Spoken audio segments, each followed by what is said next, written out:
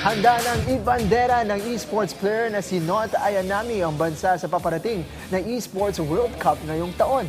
Kung paano siya nagsimula sa kanyang karera, alamin sa report ni Bernadette Tinoy.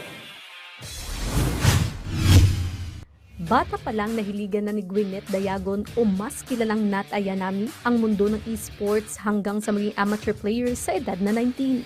Di nagtagal naging professional player na rin si Gwyneth sa koponan ng Navi PH Ladies.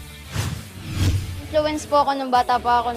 Naglalaro na po ako ng Dota, Dota 2, tsaka kung ano pa pong mga FPS. So, nung parang nalaman ko po na parang may career path pala sa ganito, though medyo onti lang yung opportunity sa babae, pero meron.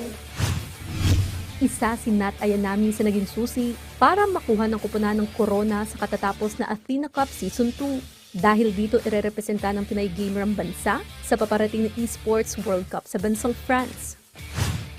May chance kaming bawiin yung naging pangit na run namin noong 2025 at may chance kaming i-represent ulit yung Navi. Lalo na po, sobrang thankful po kami sa kanila sa pag-aalaga po sa amin.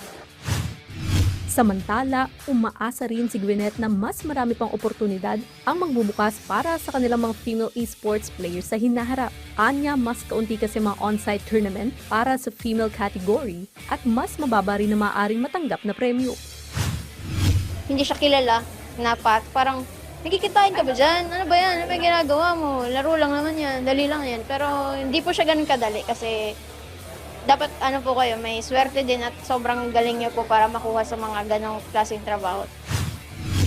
Bernadette Tinoy para sa Atletang Pilipino para sa Bagong Pilipinas.